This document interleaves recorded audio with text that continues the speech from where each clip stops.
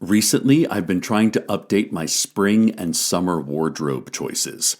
Get rid of shirts and shorts that don't fit anymore and replace them with pieces that fit great, look great, and will last for years. I love clothes that are made from materials that feel good when I put them on.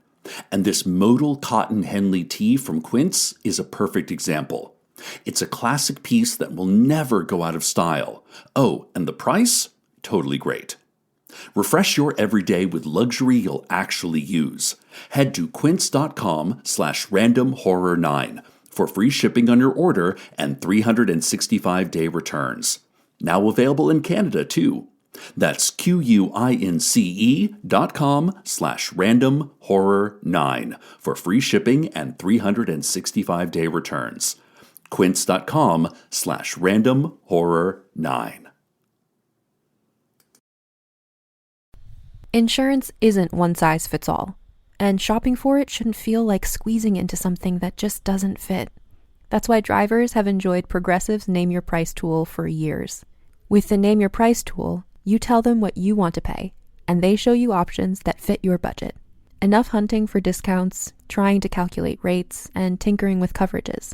Maybe you're picking out your very first policy, or maybe you're just looking for something that works better for you and your family. Either way, they make it simple to see your options. No guesswork, no surprises. Ready to see how easy and fun shopping for car insurance can be? Visit Progressive.com and give the Name Your Price tool a try. Take the stress out of shopping and find coverage that fits your life, on your terms. Progressive Casualty Insurance Company and Affiliates. Price and coverage match limited by state law. Hi, I'm Jeffrey Craner, and my friend Cecil Baldwin, well, he loves horror movies, and he's helping make this genre more approachable for me, and hopefully for you too, one film at a time in a random order. Are you squeamish about horror movies? Do not worry, we will tell you what happens. Adore horror movies? Well, great. Watch along with us each week. As always, check the show notes for content warnings about this week's episode discussion and film. This week, we randomly rolled a 3 for conspiracy and a 6 for not for the squeamish. Here is episode 325. Podcast number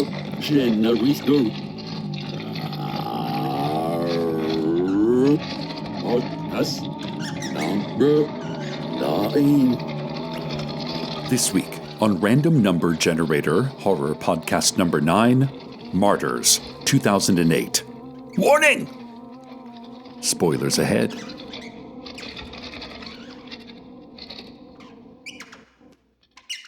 I want to talk for a minute about content warnings.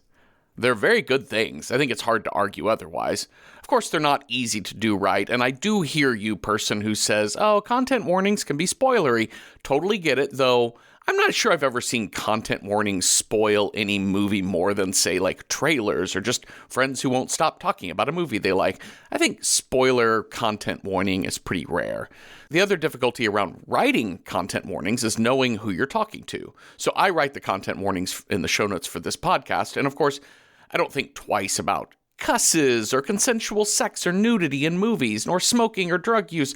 But if this were called Random Number Generator Family Film Podcast number 9, then of course I'd be looking into those things. And likely for a podcast like that, I'd probably not have to worry about the blood and gore and torture and intense scares that happen in the horror films we watch. But I try to focus on 2 things in the show's content warnings. 1, what horror elements will make this tough for the horror squeamish? And 1A, what elements could trigger a dangerous or harmful response in viewers, whether physical or emotional? Sexual assault comes immediately to mind, as do strobe effects. Those seem obvious, but what about spiders? That personally for me, I love content warnings for spiders. Misophonia. Some people really need that. What if the dog dies? Do I need to mark that? Do I mark down domestic violence if a couple gets in a physical fight or just when it's a form of abuse by the power over the powerless? There's a lot of little questions. I mean, listen, content warnings aren't about ranking the triggers. They're simply a heads up for the types of, in this case of this show, horror scares you'll have to endure along the way. None of this intro is a complaint by me about having to write these. It's my pleasure. I try my best. Sometimes people email me with something I've missed, and I appreciate that. It's really interesting to learn from our listeners. And in turn, I hope that my content warnings have been helpful for some of you along the way. I hope they have been more helpful, at least, than Amazon Prime. I rented this week's movie Martyrs from Prime, and as it started, Prime flashed up in the upper left corner of the screen, rated R, flashing lights. That's it. Martyrs is rated R for flashing lights. I was not properly warned. Hi, Cecil. Hi, Jeffrey. Who is your playground best friend? I think it was a girl. It was a youth of the youth. Yes. It was. If I remember, it's a girl named Megan, not Megan. Megan. M3GAN. Yeah, M3GAN. Yeah, I had a little toy robot that awesome. danced for me. That's cool. She stood up for you. And then I think we kind of drifted apart when like middle school, maybe. And when I was like, ooh, my show choir friends, they're older and more fun. My playground best friend was Nick. And like first and second grade, we kind of like, we were pretty close all the way through like sixth grade. And then I remember he moved to Austin. Yeah. So that kind of split that band up a little bit. Yeah. But yeah, I love a playground best friend. I love childhood where you like point and you say, we're best friends now. Yes. And that's how it works. I did have another friend that lived kind of in my neighborhood. That was sort of my default neighborhood friend. And I remember his family owned horses, which I thought was like the most expensive thing you could ever own as a kid. Oh, yeah. Yeah, I know. Horses ain't cheap. It's true. Yeah. 'Tis true. Cecil, we watched Martyrs. Feel good movie of the year. Woof. I don't know what I was expecting this movie to be about. I mean, I read the log line, so I knew sort of there was some type of abuse that happened to a child. Two women go back to this home to seek revenge on the people that had done this abuse to her. And that's all I really knew. I didn't know if these people were family. I didn't know. I knew because of doing the show, this movie shows up in lists of conspiracies and things like that. Yeah. Which I'm glad, but that's how we got to this movie, right? Yeah, I believe so. Which I was like, I don't know, I guess it's listen, two people, that's a conspiracy. Technically true. And all the things we've talked about happen in the first third of the movie. Yeah, we got half an hour into this movie and I was like, well, now what? Yeah. And it was literally uncharted territory from then on out. Because this movie is not your cookie cutter Friday the 13th, et cetera, et cetera, et cetera. No, this is art house splatter horror. Yeah. I mean, it's doing some art house bullshit in its story structure. Yeah. It's all pretty linear, save for some flashbacks, which are pretty standard, but it makes sense. It all makes sense. It's not like we're not in the outer reaches of, is that a person? Well, actually, no. Is that a person? Yeah. Oh, yeah. Is it? I was not ready for sleep paralysis demon. Oh, my God. But we do get an explanation for that. Mm-hmm. So it's, even though this movie is very French and, like you said, kind of art house splatter, it has a logic to it that is pretty grounded in reality. Yeah. Until it gets metaphysical, and then you're like, well, here we go. Let's crack open that Immanuel Kant we haven't read since college. You're like, transcendental meditation. Okay. What did David Lynch say about that? I don't know. It also does, I think where I got really surprised by this movie is it does the psycho trick, which is, hey, this main character?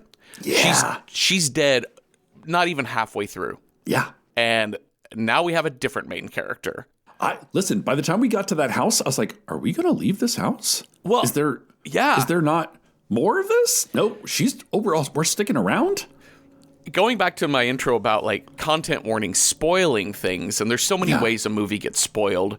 Sure. I argue the moment a person just says anything about a movie, it's spoiled for me because I have their reaction to it. When somebody says, when I'm like, did you see Weapons? And they say, yeah, it was all right. Like immediately I go into it with a whole set of expectations around what that person means when they say a movie is okay. Yeah. And then also I find myself challenging myself to find something more than okay about the movie. Or in the case of Martyrs, This comes up on bottle movies. Yeah. This comes up on conspiracy.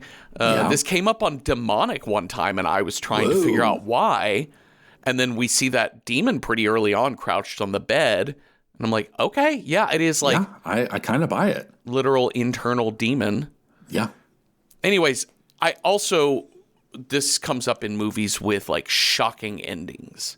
Sure. So I went into this thinking like, okay, because she left that warehouse in the beginning, did all this happen in her head? Like, is her friend just following her around doing crazy shit because she's a mad? Anyways, I didn't know where it was going to go, and it went in a direction I could never have imagined for it. I know, right? Which I don't know. Like, okay, this movie was a hard watch. Mm-hmm. Like when you go to the doctor and you're like, I have teeny tiny veins. I'm a hard stick, but they'll get you there eventually. Mm-hmm. This movie was like that. It was a hard watch. There's a lot of, okay. Was it last week's movie that was like beautiful candy apple red blood? Mm-hmm. This is not that. No. This is like very dark, hyper realistic, very violent. There's like not 10 minutes that goes by without some horrific piece of violence in this movie. Yeah. However, I think this film, the filmmakers have like a real tenderness towards these two main characters. And these characters have a tenderness towards each other that makes this movie more palatable than I thought it might be. Does that make any sense? Yeah, I think it cares deeply about these two women and girls. Like, it's not cynical about their friendship or their motives. And I don't know. Yeah, it's really interesting. I think their relationship is fascinating, and what Anna, and especially what Anna is going through to help Lucy, because because you can't figure out if she's enabling. Well, she is enabling, but also is Lucy right? I mean, Lucy went through some crazy shit, and I think one of the through lines of their character, of their relationship, that I found really fascinating was whether or not Anna believes Lucy and about what Lucy says is real. Yeah. And very clearly, Anna can't fully sympathize because she doesn't experience those things and can't know for certain. But there's a real similarity between not believing somebody, but allowing that belief to exist, giving space for that. Yeah. And that's what Anna does. And there's a lot of grace in that. Yeah. Like, she might have doubts about her best friend. Totally. But that doesn't mean that she won't support her best friend. Correct. Which is really, I'm not a breath of fresh air, because nothing in this movie is a breath of fresh air. But it makes for a really interesting, intimate main dynamic between these two main characters. Well, let's crack into it, man. Yeah, let's do it. We open immediately with a bloodied preteen, early teen girl in rags, shaved head, limp, running out of a warehouse and screaming through the streets. Yeah.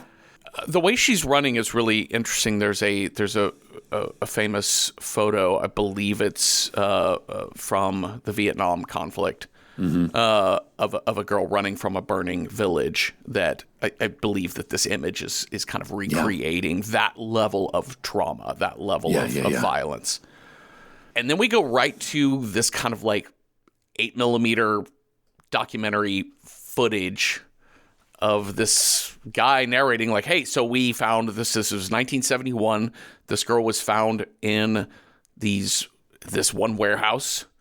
We don't know who was doing what, but clearly this awful stuff had fucked her up, and now she lives with the nuns, and we're kind of following her, and she's not good with the other kids, Cecil. No, she's Lucy. not. And it was noted, I thought it was really interesting noting early on that, so it's, the nature of the abuse is not specified, but it is made very clear that it is not sexual in nature up front. Yes. that is all the while showing a chair with a hole in it with a metal bucket underneath. Mm-hmm. So it's definitely a kidnapping situation rather than a sort of sex crime situation. But it's made very clear that this girl was there for an unknown period of time, but it's a long time. And I appreciated that they kind of specified early on that it was non-sexual in nature, the abuse, because it just immediately like removes that from your head. Because I think those are two very different paths to go down. And if you spend your time worrying about child sexual abuse being depicted in a movie and bracing yourself for that, I think you won't be able to like sit with the film that they're making. And again, going back to my point, like this movie, it seems chaotic and, extremely chaotic. However, by the time we get to Act 3, that small detail makes a lot of sense. Yes. Yeah. The why. Once we get to the why, these horrific things, you're like, oh, okay, well, that logically kind of makes sense. Lucy won't say what she endured there. She won't talk about it. She clearly is very, very, very traumatized. And she keeps her distance from the other kids. But there is one younger girl named Anna who befriends her and kind of takes care of her, becomes kind of like a big sister, little sister-y sort of thing. Yeah, you see them throwing sticks into the pond together. Yes, classic games. I mean, that's one of the best, isn't it? Make a splash. And it's interesting. Also, this nature of... So this movie is in French. And during this Super 8 footage montage, there are words, but they're barely audible. Yeah. Like, you have to kind of strain to listen. And clearly, I'm reading a subtitle because I don't speak French that well.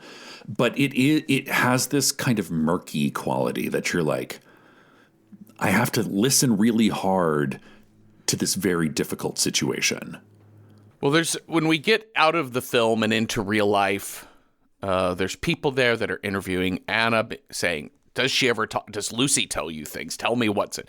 And all we know is that Lucy is very scared. She wants whoever did this to her to be brought to justice, but also she can't remember very well. It was always very dark.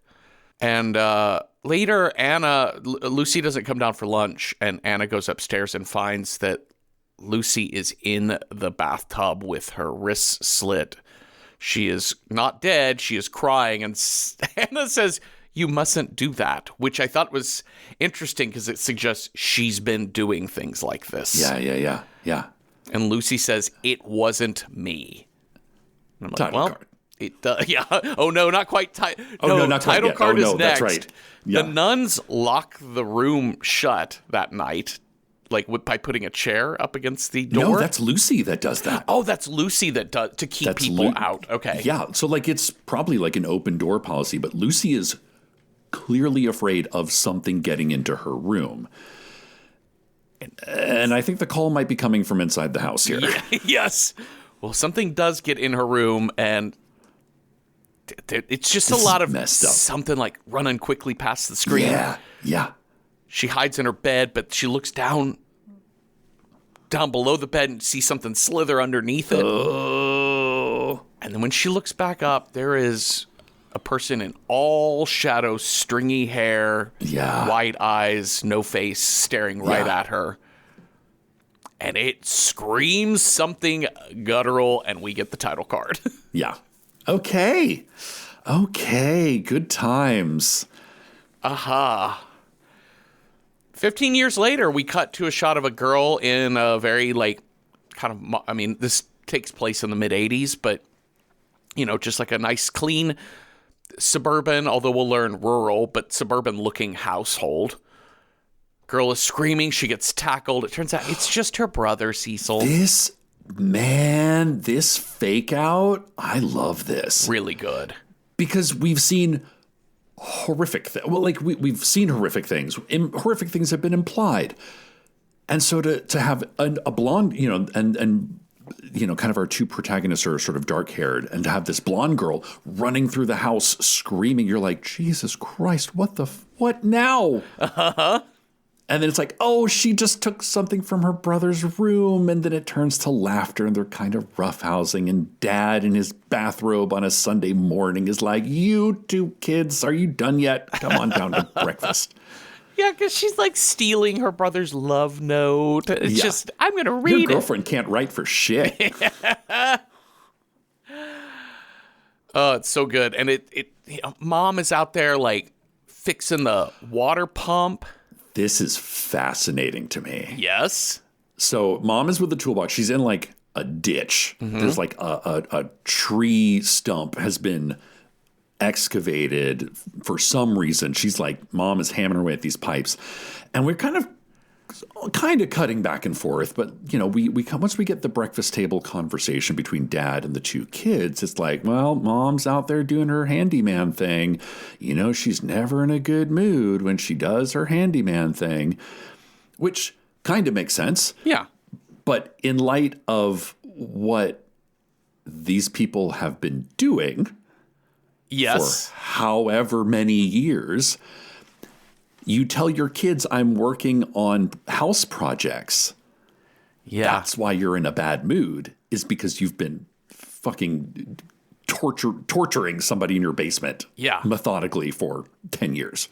They're all having breakfast, and Mom comes in and then flops a dead mouse down onto the table. Ma'am, this is a Wendy's. Yeah. Like, not in front of my cereal, please. And it's all played for like laughs, and everyone's like, oh, Mom, you're so gross. I'm like, no. Yeah, but she's like, kind of dangling, like, ew, look, kids. Oh. She's like, this is why the pipes were all backed up. Of course. And you're like, okay, Mom is real loose and easy with dead things. I mean, if you just put your shoes on my couch, I'll never talk to you again. Oh, Jesus, yeah. Let alone flop a mouse onto the breakfast table. Well, Mom likes to trap things. I love the mundanity of this like family conversation because the sister, like there was a news article about this family, and the sister has won all of these like some kind of swimming awards. So she was like in the newspaper, whereas the older brother just graduated. They sent him to an expensive prep school, which he barely graduated, and he doesn't want to go to law school. So we're having all of this, which law school is interesting that they're like pushing him towards law. I know. Knock, knock. Who's there? Shotgun. Shotgun who? Kaboom! A shotgun at the breakfast table. This is fucking, like, Tarantino should take some notes. On a lot of things. These shotgun blasts, because all of a sudden, teenage Lucy or young adult Lucy in a sort of like black hoodie shows up, and she just shotguns the mom. Shotguns dad at the door because he goes to answer the door. Shotguns mom in the kitchen. Like no questions asked. Sister runs into her room to hide. The brother gets caught kind of sneaking away, and he sits down at the table. And Lucy's like, do you know what your parents did? And he's like, what? How old are you? 18? Good enough for me. Shotgun. She tracks that girl down, the younger sister, who is hiding under mom and dad's bed. Under mom and dad's bed. I guess, like, in a moment of panic, you don't know what else to do. But, like, I mean, you got a back door in this place? Jeez. This is like intense. 12, you know? Yeah, I know. And Lucy is, like, standing on top of the bed, and she's, like, listening. Shoots through the bed. Misses her the first time, but it's good enough to, like, get a bead on where she is. Mm-hmm. Well, and that girl Shotgun runs blast. out. Runs away, tries to run away and gets shot in the back. Okay, Lucy, you did it. And she's like, and the down comforter, the down everywhere, like feathers everywhere. This house gets fucked up. So used to like a home invasion-y, like a thriller movie, we're not a horror movie, that the killers tend to not use things like shotguns because they're messy. And they tend to, like, I don't know, there's just more of a There's a classiness. Minimal footprint. That's totally it. Let's clean as we go. Clean as we cook. No, this house gets fucked up looking. Which I actually think is one of my only big problems with this movie is the cleanup that Anna and Lucy do. Mostly Anna has to do. That I'm like, what you doing with those dead bodies? Look around this fucking house. Yeah. Are you gonna like you two should leave? The basic premise of why they stay there was lost on me. Yes. Yeah.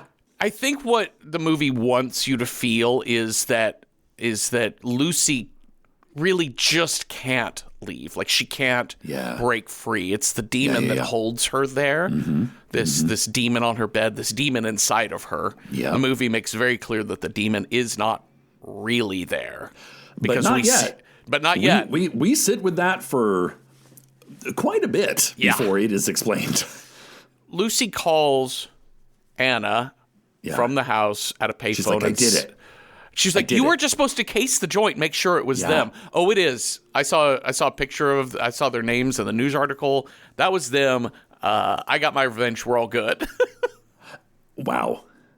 Unfortunately. Mm-hmm. And Anna's like, what's the address? I'm on my way. And Lucy's like, okay, yeah, we did it. Like she's kind of crying over the mother, kind of shaking the dead body and just being like, how could you, why did, she's trying to get some catharsis, but then that fucking sleep paralysis demon comes back. Yeah.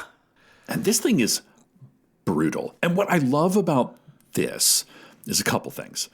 One, the demon hurts Lucy in places that Lucy should not be able to reach. Yeah, like all down, slicing up her back. Slicing up her back, which you're like, okay, well, that, if this is a fake out where she's actually doing this herself, that would be real difficult, so we're like, okay, maybe this is real. Yeah.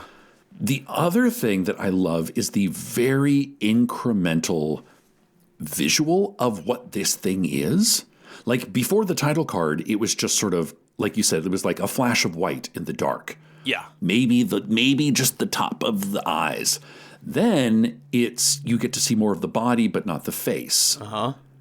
Or it's, she's chasing something from room to room, or something is chasing her from room to room. Yeah. And then a little by little, we get to see more and more and more of the picture of what this fucking thing is. Yeah, it's it's very human shaped, and we realize that it is feminine shaped. It is female, and it is naked, and it starts looking more and more human, just bedraggled ass human. Yeah. But it moves very much like a contortionist. Malnourished is another thing. Yeah. And it's not good. Throughout Lucy's time here, limited time in this house, we get these flashbacks to when she was being tortured in that warehouse. We see her being force-fed this gruel. Green gruel. Yeah, it looks like Grey Poupon that's gone bad. Or it's thick pea soup. Yeah. And the way that she gets smacked upside the head really hard every time she spits it out. Mm-hmm. We're gonna see in the second or third flashback along the way that how she gets free is there's a woman. They never show us the faces of these people, but the woman who brings her something is blonde, which looks like the mother that we saw get murdered, but we still don't know the story yet. Mm-hmm. But she tussles with this woman who then steps on some type of thing in the floor of this warehouse, which causes her to... the thing that her chain is chained... It's like the hook that her chain is chained to. And that woman breaks her ankle, and Lucy is free. Yep. And goes running out of there, and then on her way out, finds another room, and there is a woman chained up to a chair, and Lucy can't help her and just says... I'm sorry, and runs. When we see that woman, we're like, that's the demon.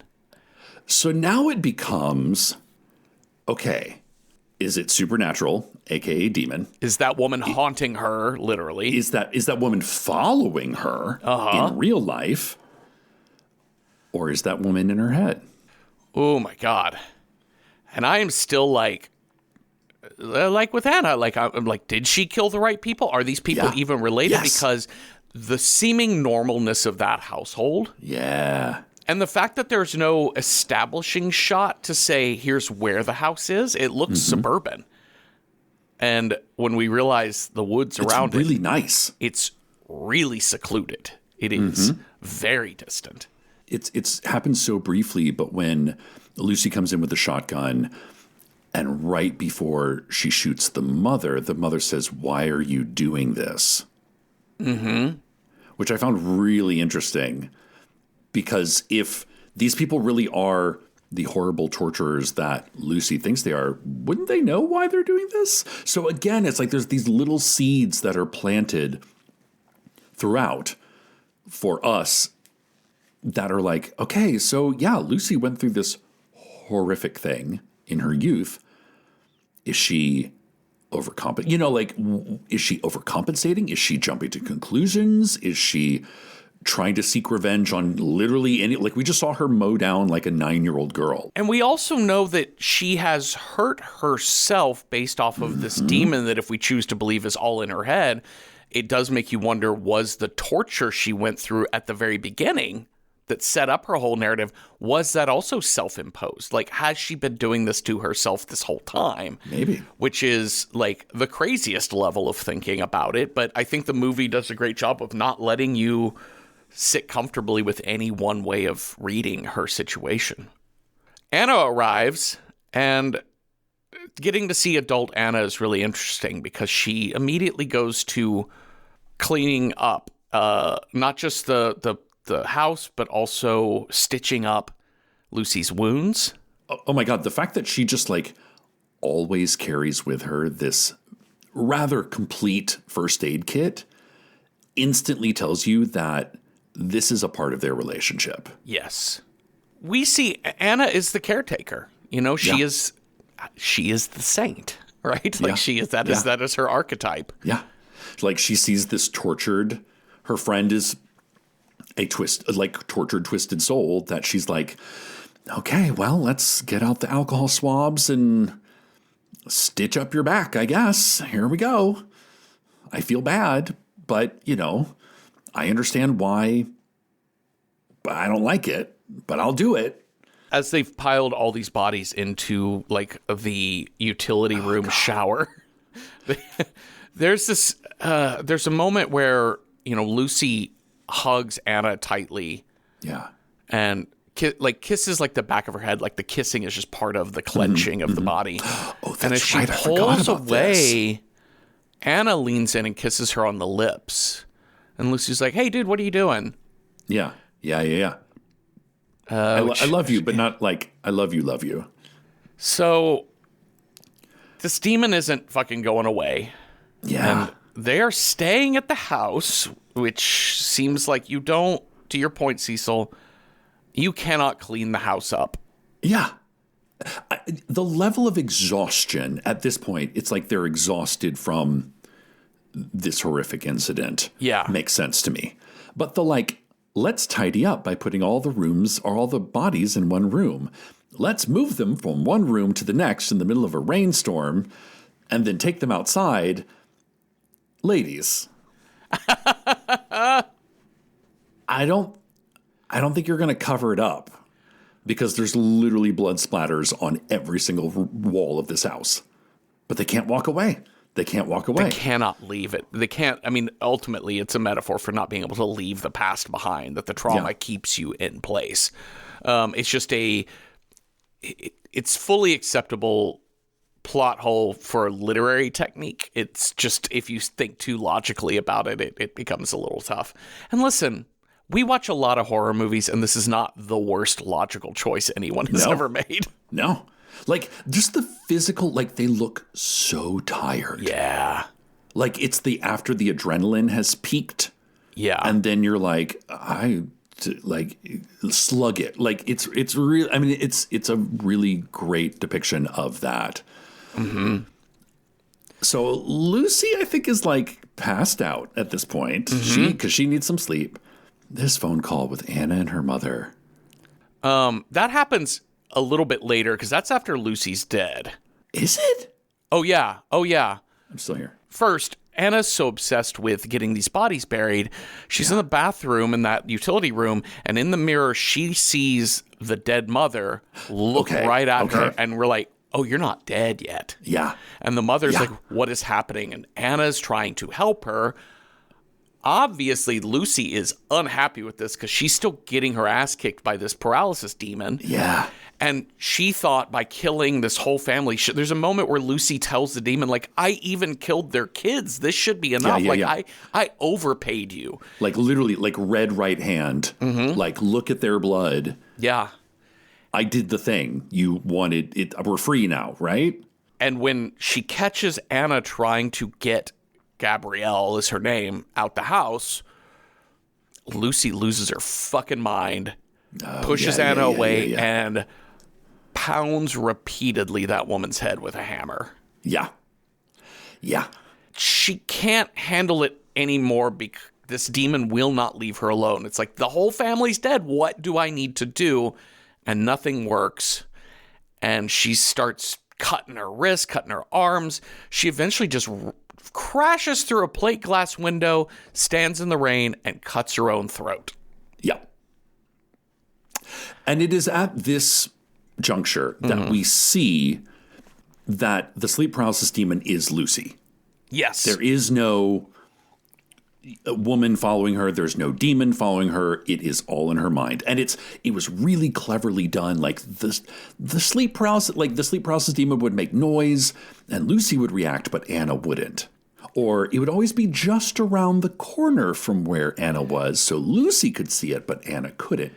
But now we finally get Anna's looking at Lucy in one shot. She takes a box cutter and slashes Lucy's arms, not just wrist, but the whole arm. Yeah.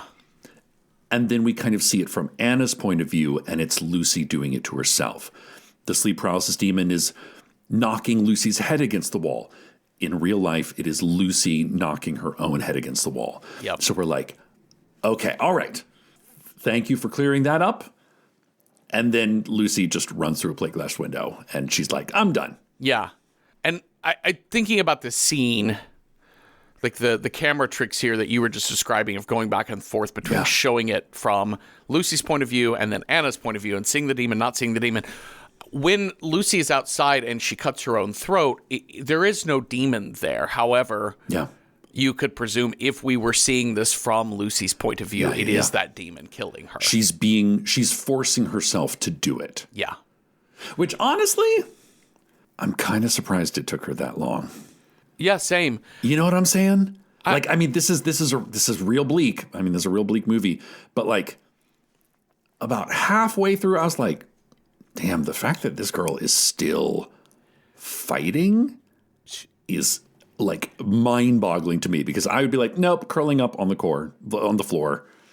Goodbye, cruel world. Yeah, she's a bit of a Marvel superhero in that her body can take a lot of damage. Yes, kind of end act 2, I would say. Yeah, and I love the fade to black because we don't see it very often, a true fade to black. Yeah. In the middle of a film, and it signifies a great change. And here it's not much other than this woman is dead, and now we're gonna move on with our story. But I had to click the remote just to see how far. We were not halfway through when this happened. No. So Anna, the saint, before she calls her mother, she wraps the corpse and gives it a sponge bath. She cleans the body. Yeah. She's a saint, Cecil. Like Mary Magdalene cleaning Jesus's feet with her hair kind of shit. Totally. Well, Anna calls her mom.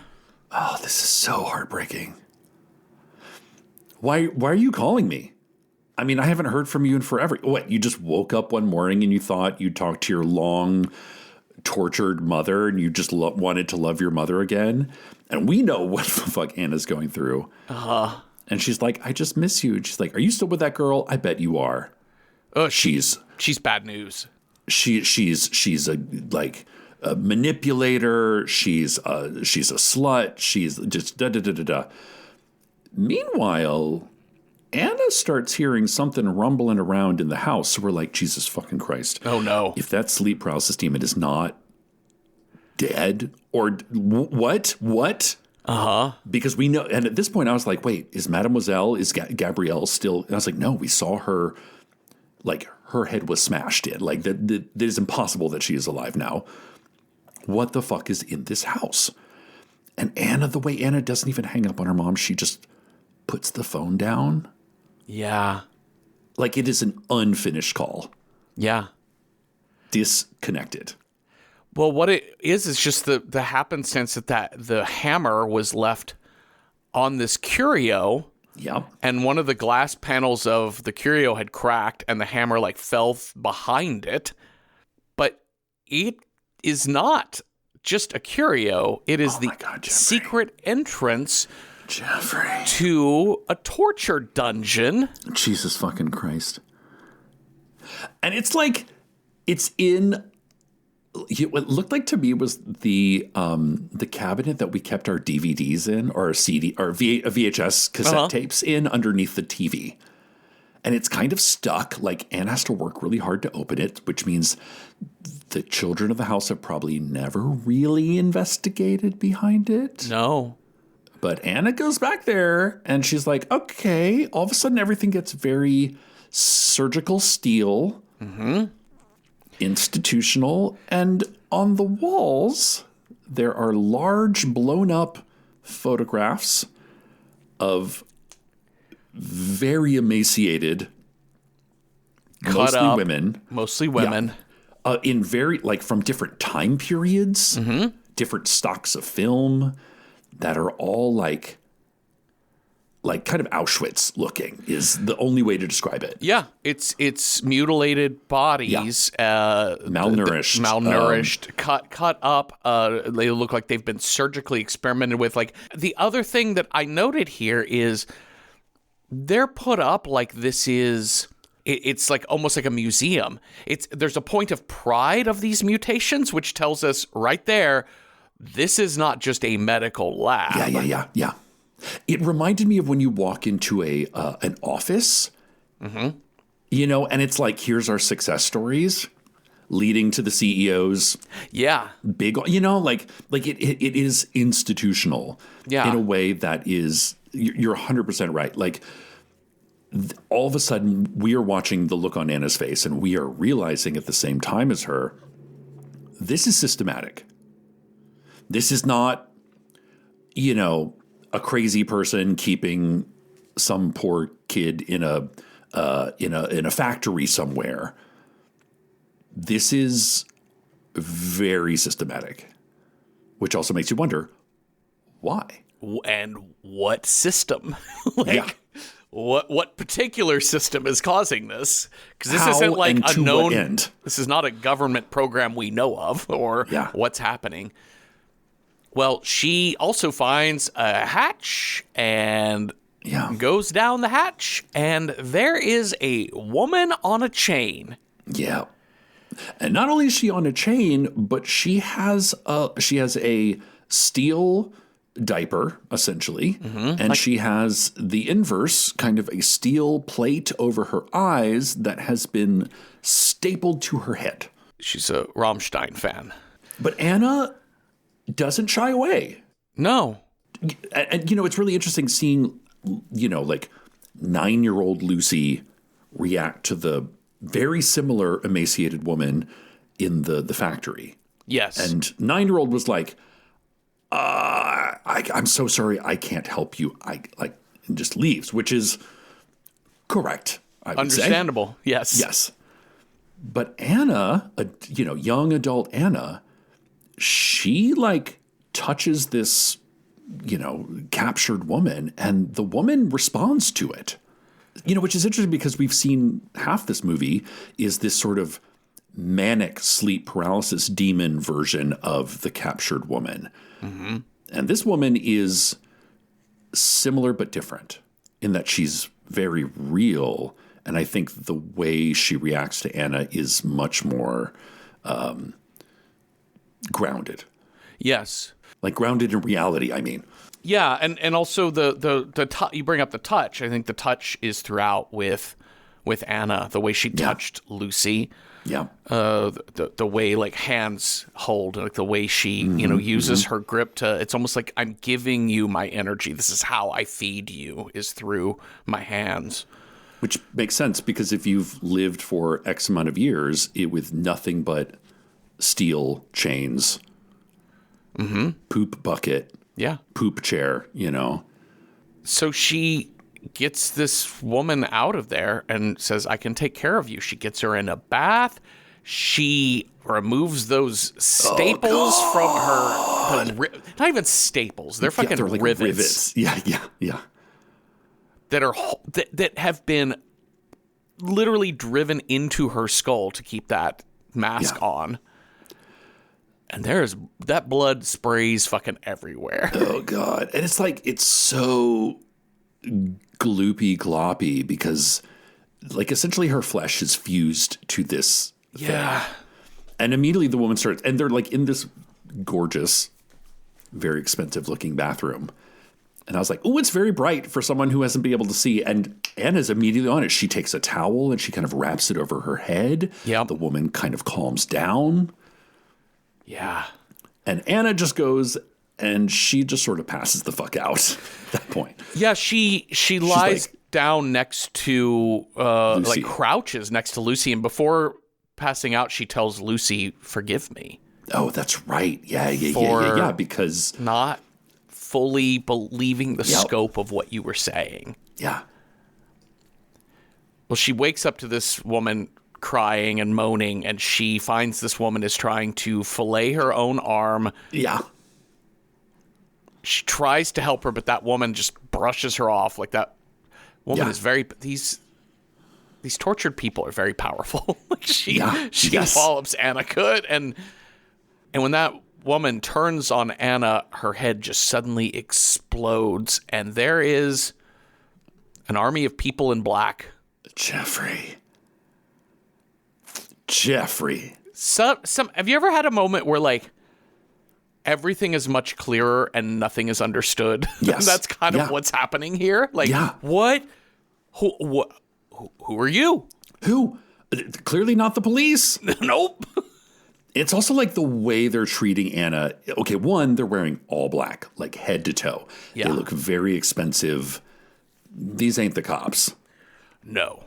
So they're real curious about who the fuck Anna is. Like, they know who this woman is, who they just shot dead. They see Lucy's body. They're like, who is that? She's like, Lucy so-and-so. She's like, who are you? Anna? Like, oh, she's the one who escaped us a few years back. Yeah. But who are you? They basically were alerted to the fact that when the Belfons, that's the name of the family we killed earlier, when they didn't respond to phone calls, they knew something was up. And so that's why they showed up there. And so they're like, hey, come with us, Anna. And they drag her ass to the dungeon and chain her up. They set up a table and 2 chairs. I was like, oh, we're going to have like a little meeting? Here's what I wrote in my notes. I said, girl, there's still 40 minutes left in this movie. What are you going to do? I'm like, you're fucked, lady. And I was not wrong. Yep. Starting or growing your own business can be intimidating and lonely at times. Your to-do list may feel endless with new tasks, and lists can easily begin to overrun your life. So finding the right tool that not only helps you out, but simplifies everything as a built-in business partner can be a game changer. For millions of businesses, that tool is Shopify. Shopify is the commerce platform behind millions of businesses around the world and 10% of all e-commerce in the US. From household names like Gymshark, Rare Beauty, and Heinz, to brands just getting started. Shopify has hundreds of ready-to-use templates that can help you build a beautiful online store that matches your brand's style. And you can tackle all the important tasks in one place, from inventory to payments to analytics and more. No need to save multiple websites or try to figure out what platform is hosting the tool that you need. And if people haven't heard about your brand, you can get the word out like you have a marketing team behind you, with easy-to-run email and social media campaigns to reach customers wherever they're scrolling or strolling. Start your business today with the industry's best business partner, Shopify, and start hearing. Sign up for your $1 per month trial today at shopify.com/realm. Go to shopify.com/realm. That's shopify.com/realm. Amazon presents Jeff versus Taco Truck Salsa. Whether it's Verde, Roja, or the orange one. For Jeff, trying any salsa is like playing Russian roulette with a flamethrower. Luckily, Jeff saved with Amazon and stocked up on antacids, ginger tea, and milk. Habanero? More like habanero, yes. Save the everyday with Amazon. Okay, so we're going to meet Mademoiselle. That's all this she's... This is Mademoiselle? Okay. Yeah, okay. The older woman with the sunglasses and the turban. Yeah. This is our James Bond villain describing, here was our master plan all along. Yeah, sort of. So Mademoiselle tells Anna, your friend Lucy escaped us 15 years ago. We were less organized then. It was a little easier to get out now. Not so easy. But, she was a victim, like almost everybody else. The world is full of victims. It's so easy to create a victim. You feed the victimhood methodically, coldly. You hurt them. You keep them from light. You keep them from touch. You keep them. It's pretty simple to create trauma, but their trauma makes them see things that don't exist. Lucy saw something, right? Yeah. Oh, this Sarah woman. What did she see? Yeah, she saw another woman trying to hurt her. Well, this woman, Sarah, you were just with, she saw cockroaches. Yep. And she would rather cut her own skin off than deal with the cockroaches. Yes. But the world is full of victims, Cecil, but what are they seeking? They're seeking a martyr. Plural. They're seeking martyrs. Oh, do we have a title? And we have the title. Yeah, the world is full of victims, but there are very few martyrs, she said. And she said that martyrs withstand the pain of the world. They carry the pain, and they live within the pain. And there's something connected to the fact that they see something in the afterlife. They see something beyond because they don't feel the nihilism placed upon them. In this nihilistic world, a martyr can transcend the pain and the disgust and the violence. It's like they don't turn inwards and have a sleep paralysis demon or cockroaches on their body. They turn outwards. Yeah. And transcend this mortal coil. And you know what? It seems that women work a lot better. We've tried children. We've tried all sorts of permutations. But women seem to be. So here, let's look at some examples. Oh, God. And we just get this flip book. Of here's this woman she was like had her arms and legs and everything cut off and she was still alive in her final seconds, and look at the face, and so look at the eyes. And this woman was an atheist. Yeah, she had like stage 4 cancer. But look at the eyes. This movie really makes sure that there is no Catholic iconography anywhere here, and they don't bring up Joan of Arc. Nope. Which is a very clear example of a woman who is a martyr. Yeah. But this is all so very Catholic, Cecil. Like this is all the doing harm to yourself. The pain will set you free. Yeah, the pain brings you closer to God, to Christ, and also just this obsession with finding the afterlife. That there is a code to decipher, a thing to unlock that reveals the secrets of God, rather than just simply understanding that life is a cycle of birth and death. But I am a humanist. I'm not a Catholic, and there we are. And so this very Catholic organization, whether or not they pray to Jesus or not, Jesus is not even coming into the question here. No, Jesus had a work appointment that day, and he could not be there. But it's this like secular, or it's this like Catholic secularism or something. Because she says, the Mademoiselle says, martyrdom isn't just an invention of religion. We are scientifically interested in the transfiguration. And you're our newest candidate. Welcome to it. Chloroform. Boom. She's tied to a chair. Yeah. All right. Act 3 done. Now the final act. Okay. So I mentioned the fade to black earlier when Lucy died. Yeah. But this final act is going to be like the slowest montage, like paced. Yeah. But it's a series of repeated things. We see kind of the same thing happening over and over again. She gets fed shit. She doesn't like. She has to like get comfortable sleeping in the chair on the floor. She has to pee through the hole in the chair. A man comes in every day, stands her up, and kicks the shit out of her. Punches the shit out of her. And wants her awake for it. Like, he'll slap her awake, and then he'll kick her again.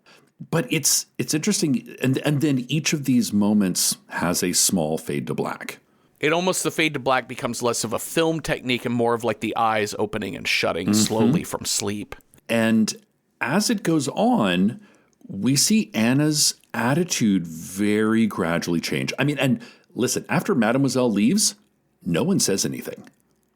Anna doesn't say anything. His captors don't say anything. It is just a 30-second scene of Anna sitting there crying. A 30-second scene of Anna refusing to eat, and another blonde woman that we never see her face kind of slaps her until she takes a bite of food. Just this over and over. But eventually Anna, she becomes so beaten. Her face is like swollen, like across the eyes is purple with bruise. It's not until she hears Lucy's voice saying, "Are you afraid? Don't be afraid." She doesn't see anything. And it's even hard to tell it's Lucy, but it almost sounds like a conversation between Lucy and Anna, except Anna's mouth isn't moving. So like she's hearing Lucy's voice in her head and her own voice. And it's actually, I think it's sort of deliberately unclear who's saying what to whom. Yeah. Because the first thing that we hear is definitely Lucy's voice, because she says, "Anna, are you there?" Yeah. And I'm here. And then there's this conversation of like, how do you stop being scared? And I think it's Anna telling Lucy from a flashback conversation. Because I wasn't sure, is this Lucy from heaven talking to her? Yeah. Which I think you could have that read, but I think it also could have been a previous conversation that she's thinking about. And it's Anna telling Lucy, you have to let yourself go. And Lucy saying, and if I can't? And Anna saying, well, then I will be here.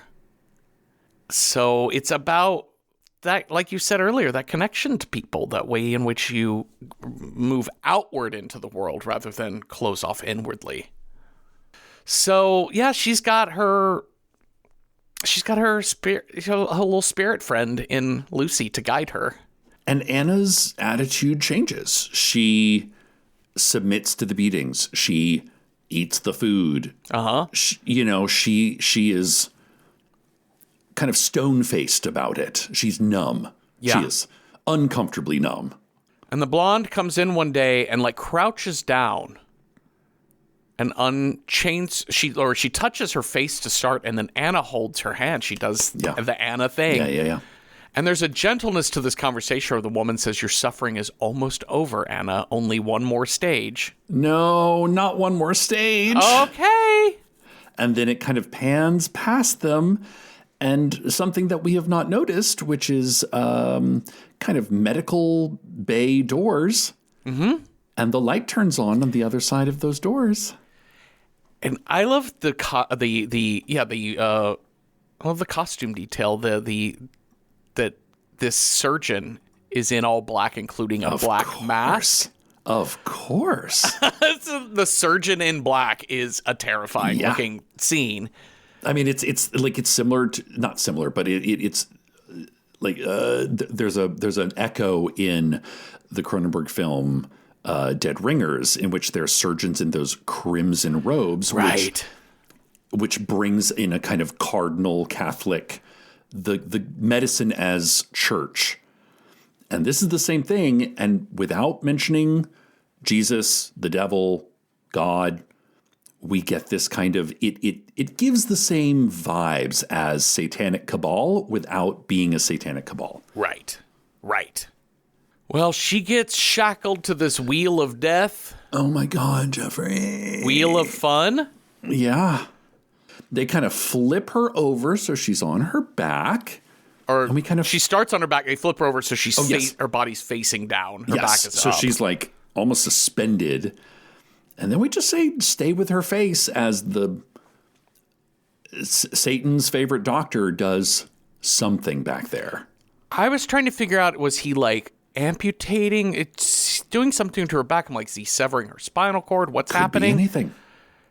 We're going to find out real soon here, though. Yeah, she's in a wheelchair covered in a cloth, and then he pulls her arms up into shackles, and we see she has no skin on her body except for her face. She's been fully flayed. I had some thoughts on this, and I just wrote them down, kind of like a little mini diary here when I saw this. I just wanted to share with you the thoughts I had. Okay, I quote. Okay. Fuck. Anyway, so that was the essay I wrote in response to seeing that. And this next shot is like 10 out of 10 no notes. We see the sort of up top, the whole picture of what has happened. Mm-hmm. And it's like her face. The rest of it is ligaments and muscles and red, just red. And that camera zooms all the way into her eye. And there's kind of a cloud in her eye, and we keep going. And that cloud turns into kind of a white cloudy tunnel that has sort of like almost like a little sunburst, like when you close your eyes and you look at the sun kind of thing. And there's like the sound of a breeze. There's sound of like there's a male voice talking, but it's indistinguishable. And we're in the white light. Yeah. There's bubbling and mumbling and all kinds of it's not even I almost said a cacophony, but it's not like distracting. It's like soothing sounds. And then we zoom all the way back the fuck out. And upstairs, then we have the mundanity of these. I'm so glad they included this. Of these torturers, kind of like it's the man who's been kicking her ass every day, like has to like. Oh no, it's the surgeon. He goes through the shower. He has to come. It's the big burly man. It's the big burly man. Okay. Yeah. No, the surgeon is he's a specialist. He's done. He's in and he's out. No, it's the big burly guy who has been we've seen his face, but he's neutral. He showers off, goes into the kitchen. The new blonde lady is making the pea soup mixture, and he's like, "Oh fuck! Oh, I left a little bit of red on my neck. Let me go into the bathroom and just wash that on." And we hear the woman scream. And she's like, "Come quickly." This is such a great scream because I'm like, did she get loose? Did she get loose? Did she become a Marvel superhero? Like, I'm transcendent woman? I was like, if that body is fucking gone, I would be, I like, that's what I anticipated. Like, she has literally evaporated up to heaven. But no, this woman screams because she realizes they achieved martyrdom for this woman. It's the scream of joy. It's the scream of joy. She's like, "Oh my God, we have to call Mademoiselle." Oh my God. Mademoiselle shows up in a black car. It's a big day for Martyr limo Corp, driver. Cecil. Big day for Martyr Corp. Oh my God, no! We've not had one of these in a while. We've achieved the look of transcendence. They've got Anna laid out on like a bed. Mademoiselle comes in. She leans down and she said, "What did you see? Did you see the other side?" And it is at this point that because I was watching this movie on Plex with commercials, which I hate commercials, but I will sit through it. Sure. At this point, the last commercial was supposed to load. and did not. And Plex would not allow me to watch the last 4 minutes of this film. I would reboot, I would start over, I would fast forward, I'd get to the same point in which Anna, like Mademoiselle, would lean in and say, "What did you see on the other side? Did you see?" And it would be like, commercial, 15 seconds. And that commercial would never load. So I literally sat through my own Waiting for Godot involving this movie. And by the 7th time, I turned my computer off, I turned the TV off, I turned everything. I tried everything, and it would not let me. So, Jeffrey, you're going to have to take this because I don't know how this movie ends. Oh, no, you do not? I do not. Well, it's amazing. So she goes to whisper into Mademoiselle's ear, and then the screen goes black, and it says ad loading 15 seconds. And it's like that. Really? Yeah. And then there's no credits. And then there's no credits. Yeah. That's what heaven is like. It's an ad that never loads. Is it heaven? Is that heaven? Are we in heaven? Because it kind of feels like the opposite of that right now. Well, this is like the ultimate Mercury in retrograde fucking bullshit. Yes. Well, let me tell you what happens. Take it from here. Because it's just a thing you can't... Oh, actually, let's do this exercise. Okay. There's one more scene left after... Did you get to the point where she leans in and is whispering to her? No. Okay. So what I'm going to tell you is when Mademoiselle asks Anna, "Did you see the other world?" Yeah. She leans in close, and Anna's lips are moving, but you cannot hear what she's saying. There's no subtitles. Tracks. Mademoiselle looks intrigued. Final scene. There's 3 minutes, probably 5 minutes left in this movie. Yeah. What do you think happens? Now, I know because I could fast forward and backward over top of it, and it gives you those little screen grabs. And but it wouldn't let you sit and watch what was happening. No. Okay. Nope. Because it wanted me to watch a commercial, Jeffrey. But a commercial that never loaded. If you said, "Okay, now play here," it would be like, "Nope, ad loading." Okay. Yep. Okay. Well, so all I have is a tableau of a steely-faced man with silver hair wearing all black talking to a cabal of about 15 to 20 people wearing all black. Yes. That's all I got. So this man is some higher up person, still an assistant to Mademoiselle. It is bunches and bunches of fancy cars, very wealthy looking people. Most of them older. They've all gathered in this living room, lots of handshaking, congratulations. The old man kind of stands at the top of the stairs and he says, "Yesterday, Anna Asai was martyred. Let us pay our respects. She is only the 4th martyr in 17 years of us doing this. But Anna was the very first of those martyrs to actually relay what she saw to us. Her ecstasy lasted 2 hours and 15 minutes. Currently, she is still alive, but she is no longer speaking. And her testimony will be shared with you now."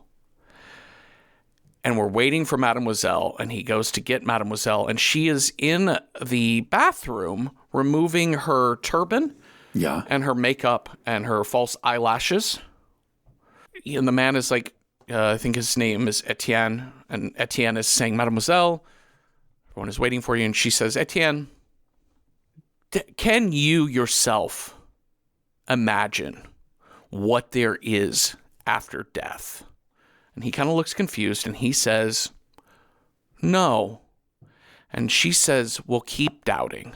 She puts a gun in her mouth, pulls the trigger, credits. No. So she's the only one that knows what Anna saw, and she refuses to share? Yeah, and it's a great question about her intentions there. I mean, she looks very deliberate. She doesn't look scared. Yeah. And I was reading, is she anxious to get to that place? Like whatever she heard from Anna is like, well, damn, let's fast track this. Yeah.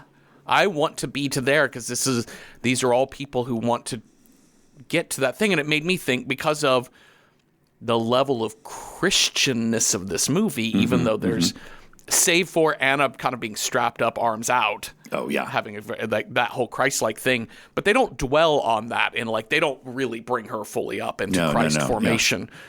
Yeah. It made me think of Christian Zionism, right? Like the idea that we need to protect and ultimately destroy Israel because we need to bring about the end of the world. This like Peter Thiel bullshit. Yeah.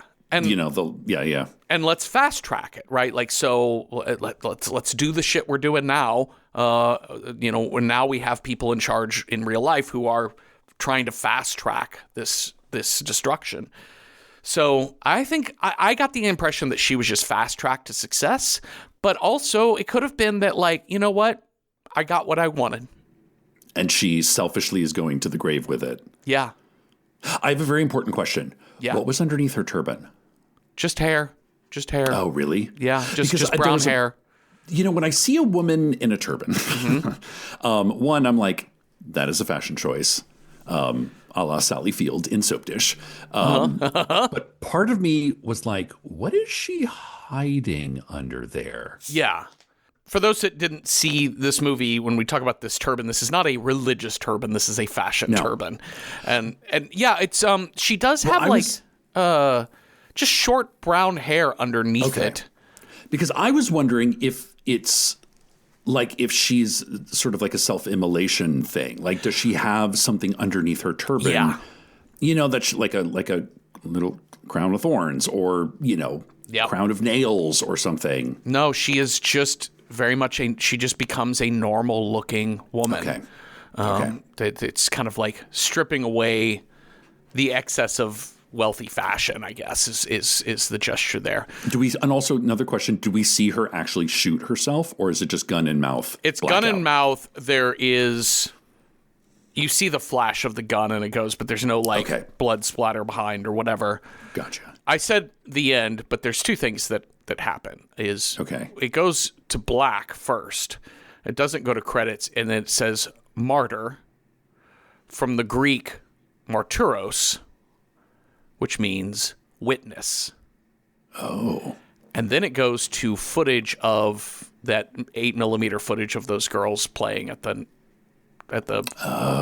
Home for Wayward Girls or whatever, and we just get the credits. And you realize, we didn't see there's been no credits in this movie to this point. So yeah. And then we just get footage of them at the orphanage, having a nice time. Like, it's all nice footage. It's no like blooper or outtakes or anything. There's no. It's like really mundane outtakes? sort of footage. Yeah. I would love a blooper reel of Martyrs. Oh my God. The end, Cecil. Shall we rate this film? Yes, let's. Okay, so how approachable is Martyrs? If you are horror squeamish on a scale of 1 to 10, with 1 being not at all approachable, 10 being very approachable, Martyrs is a 1 out of 10. Mouthful of gruel. It's, Hey, man, this movie's a lot. And I think it's a brilliant film. I think it's a very good film. But, to Amazon Prime's point, it does have a strobe effect in it. It does. And that's it. It's just a really intense strobe effect, and it would be really hard to sit through. The extreme blood and gore, the torture of not just people, but children. It is in the realm of torture porn. It shows a lot of torture of this woman. The last 40 minutes of this movie is this woman getting tortured, basically.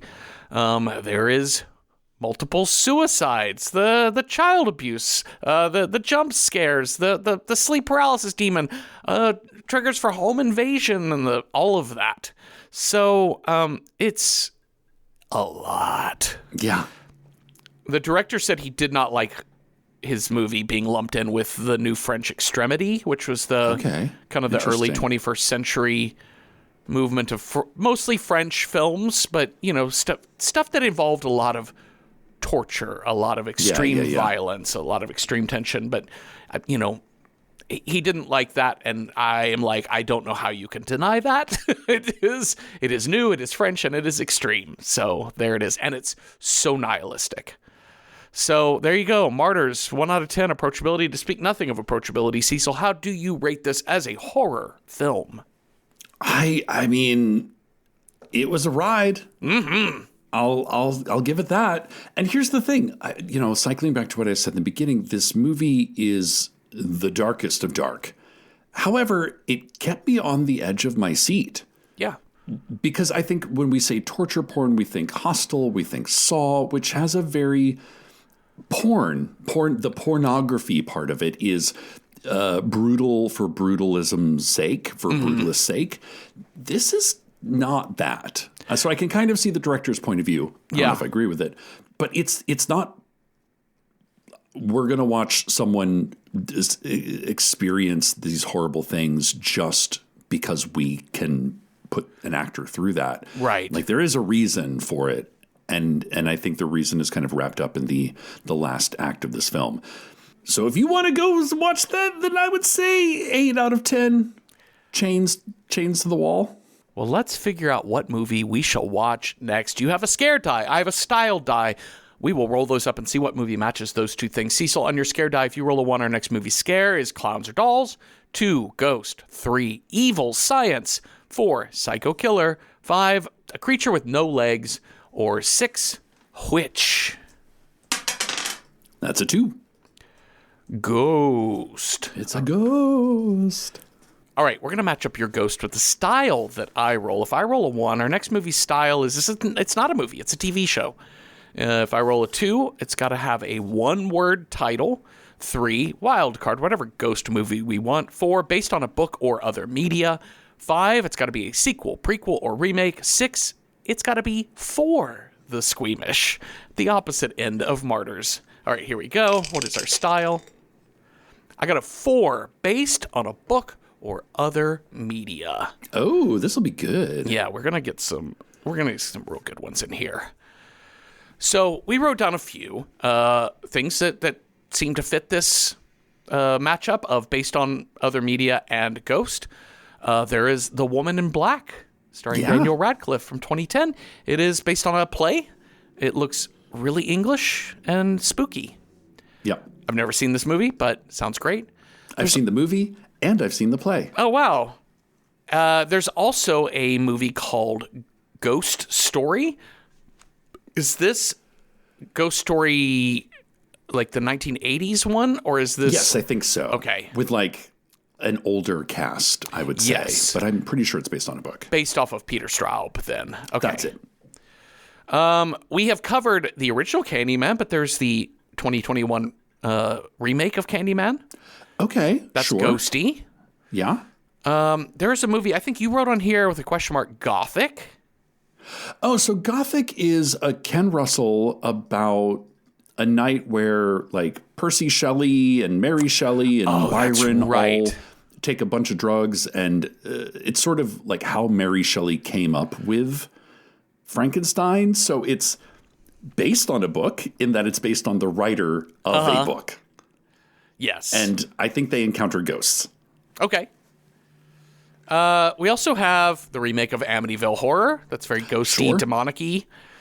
The Green Knight, I think you wrote down here. I've not seen this movie. Yeah. Ghosty? Yeah, it's the Green Knight's a ghost, and he shows up, and it's based on the Arthurian legends. So I was like, that's a book. That sounds fun. Based on Stephen King's 1408, the John Cusack film. We also have A Christmas Carol, and any number of versions of it. It is ghosty as all get out, and based on a book. I would recommend the 80s. Oh God, what is it? Scrooged. Yes, we could watch Scrooged. No, it's George C. Scott, I think, plays Scrooge, and it kind of leans into the ghost story of the story. Oh, interesting. Okay. We also have on this list, we wrote Blithe Spirit, which this is a Noel Coward play. I've never seen it. I've never seen the play. I've never seen the movie, but I was like, ghosts based on a play. Is it horror? if it's Noel Coward? No, it's like a romance. Okay, no, okay. Well, yeah, we But, can't do that. you know. But yeah, sure. And then The Entity. I don't know this movie. I don't know this movie either. I found it on a list. I think it's this is the 82. Okay, I found it here. Is this the one where like? Oh, wait, go ahead. Yeah, it's Barbara Hershey, starring Barbara Hershey. Nice. Supernatural horror. Film follows a single mother in L.A. who is raped and tormented by an invisible poltergeist-like entity in her home. That's it. Okay. Another comedy like Martyrs. Yeah. Great. Okay. Let's check out what folks on Letterboxd have to say. I have to say, people on Letterboxd there a lot of seconding. There's a lot of seconding going on. Let's look for some new things. Katie recommends The Uninvited from 1944, based on the novel Uneasy Freehold, which was published in the United States as The Uninvited, and deals with a brother and a sister who purchase a house in Cornwall and is plagued by paranormal events. Oh, I love a British ghosty horror. Yeah, absolutely. Yeah. Bobby Joe Font recommends The Haunting, 1963. Seen it. We've seen that one. Mm-hmm. And The Legend of Hell House, 1973, which I don't think we have. I don't think we've done Legend of Hell House. Yeah. We did House on Haunted Hill, right? That's it. Yeah. That's it. The Vincent Price one. Yeah. Wonderland Girl K recommends, if graphic novels count, The Crow, 1994. Beside the fact that it's an iconic film for the goth community, about Eric being brought back from the dead by a crow to avenge his death and his fiance's death, it's considered a cursed film because of the death of the lead, Brandon Lee. Of course. Is the crow a ghost, or is he more like undead, reanimated? I think he's more undead, because he can definitely punch and kick. Yeah, be my thought. He's kind of ghosty, sort of, but corporeal. Mm-hmm. Half Price Horror recommends 1999's The Haunting, based on The Haunting of Hill House, with Liam Neeson. Jesus Christ. Liam Neeson. Neeson. They wrote Nelson, but it's Liam Neeson. Yeah. I'm having a time today. I'm sorry, y'all. It's okay. Owen Wilson, Catherine Zeta-Jones, Virginia Madsen, and Lily Taylor. Very campy and silly version of The Haunting of Hill House. I'm curious to see this movie, but I'm also dreading watching this movie. It looks rough. I saw this movie when it came out, and even in 1999, I was like, what are y'all doing? What's going on here? Y'all stop changing Shirley Jackson stories for television and film. It's just, it's all there. They just sort of amp everything up to 11. Yeah, okay, and it doesn't need to be like that. Yeah. Samson Ceramic recommends The Lovely Bones from 2009. 14-year-old Susie Salmon is murdered by her neighbor and then watches over her grieving family and killer from a surreal in-between heaven, navigating vengeance, love, and healing. Yeah, rare villain role for Stanley Tucci. Yeah. Cupa Dupa recommends to watch Beloved, 1998, based on the novel by Toni Morrison. Oprah Winfrey plays Sethi, a former slave whose house is haunted by a poltergeist. And that's before Tandy Newton's Beloved shows up in Flesh and Blood. A lot of flesh, a lot of blood. Yeah, Cupid was like, totally cool, totally normal. Yep.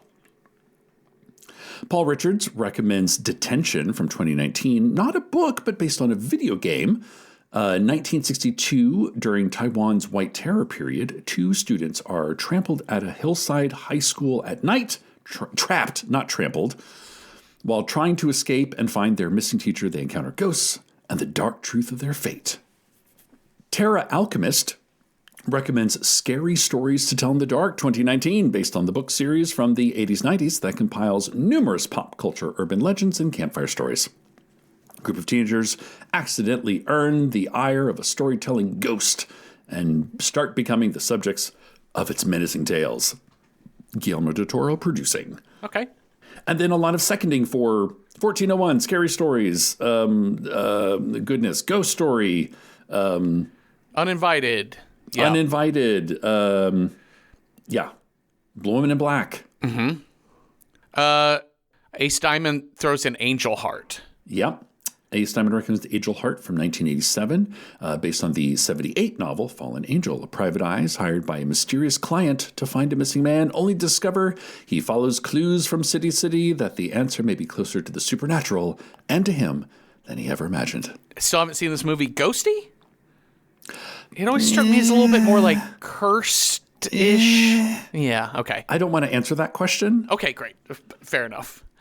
But you do get a really amazing portrayal of the devil by Robert De Niro. Oh, amazing. Well, what is speaking to you of all of these movies we have thought of and that folks on Letterboxd have thought of? I think there's 3. Mm-hmm. The Woman in Black, Ghost Story, and 1408. Yeah, 1408 is great contemporary Stephen King-y horror. Woman in Black, really good. It's going to be classic gothic horror. Yes. Ghost. And then Ghost Story, it's going to be a PG, very actor-driven kind of experience. Yes. So almost maybe more like a play. But I've never seen it, so I don't know. Yeah. And then Gothic might be my dark horse contender. Yeah. But it's unclear if actual ghost or if horny people just on drugs. You know? Yeah. A lot of people joining that chorus for Woman in Black. I think slightly more than 1408, but they both got a lot of people really pumping them up. Actually, it might be a dead heat of Woman in Black and 1408 really getting after it. We could flip a coin, or we could just decide which one we wanted to watch. I'm pretty intrigued with both of them. Of 1408 and The Woman in Black are like the 2 most seconded on our Letterboxd, so there's a popularity there that overlaps with what we were both thinking. Yeah, let's flip a coin. You want to flip that coin? Let's see. What did I do with my coin that I have now had for 11 years that somebody came backstage or gave us a bag of U.S. Secret Service challenge coins at a show we did in D.C. in 2015, and I still have mine right here. So here we are. All right, so the eagle is going to be the Woman in Black, and the star is going to be 1408. Okay. All right, here we go. We're going to flip. That is the star, is 1408 is what we are going to watch. Oh, good choice. Amazing. I'm very excited for this. Let me just do a quick double check. I'm positive it is viewable, but I always want to look now so I don't have to record an addendum to the show saying we are not watching Vampire Girl versus Frankenstein Girl. Yeah, it is available for rental on all your usual places. All right. Well, thank you all for listening. Thank you, Cecil, for talking with me. If you have thoughts on Martyrs or ideas for other movies that would have been good ghost stories that are based on other media, let us know at Random Horror 9 on Blue Sky, Instagram, or on Patreon, where those public discussion threads on every episode are available for free and paying members alike. So watch 1408 with us this weekend. Come on back next Tuesday for a new episode. Have a restful night with no bratty sisters stealing the love note from your girl or nothing. Boo. Boo. Random Number Generator Horror Podcast number 9 is hosted by me, Jeffrey Craner, and Cecil Baldwin. Find more of our work on the podcast. Welcome to Night Vale. This show is produced by Night Vale Presents. It is edited by me with music by Cecil and logo by David Baldwin. See original artwork for each episode by David on Instagram. Join us for live streams on Patreon. Watch our recording sessions on YouTube. Chat with us on Blue Sky and contribute to our movie selection process on Letterboxd. We are in all of those places at Random Horror 9. Today's scary story. You're taken to a secret lair where they do tests on human subjects. Stuff like how fast can you solve a crossword and name all the U.S. presidents in order.